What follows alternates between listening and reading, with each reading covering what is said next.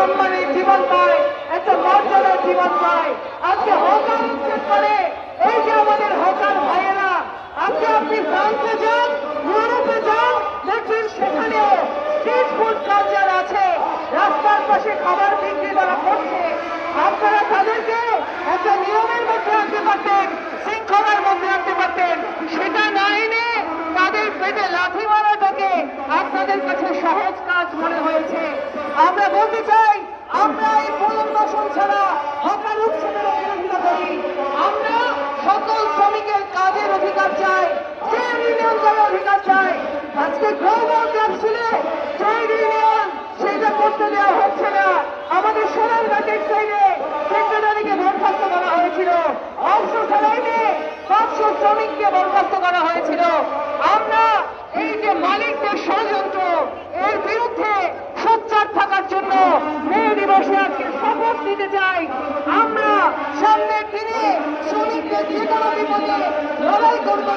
মে দিবসে শ্রমিকরা তারা যে লড়াই করেছিল 1889 সালে ফ্রেডারিক এঙ্গেলস এবং কার্ল মার্কসের নেতৃত্বে দ্বিতীয় আন্তর্জাতিকে পহেলা মে দিবসকে আন্তর্জাতিক শ্রমিক দিবস বলা হয়েছিল।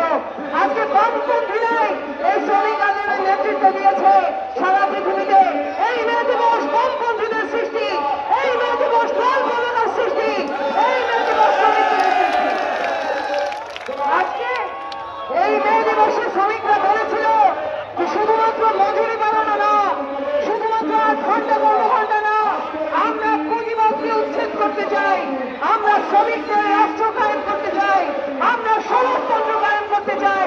তাই মে দিবসের এই লাল পতাকা শুধু মজুরি বাড়ানোর পতাকা নয়, মে দিবস শুধু কর্মঘণ্টার পতাকা নয়, মে দিবস হচ্ছে এই শোষণমূলক ব্যবস্থাকে উচ্ছেদ করে শ্রমিক শ্রেণীর রাষ্ট্র কায়েমের পতাকা, এই লাল পতাকা।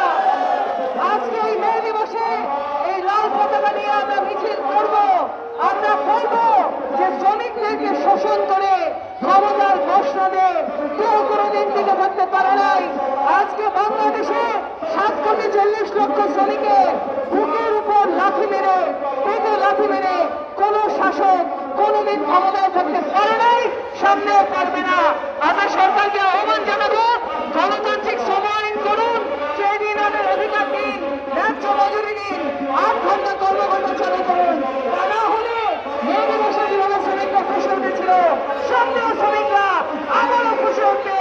সেই কারণে আমেরিকার সাথে এই মার্কিন চুক্তি আপনারা বাতিল করবেন এবং গণতান্ত্রিক সময় করে শ্রমিকদের জন্য গণতান্ত্রিক পরিবেশ সৃষ্টি করবেন।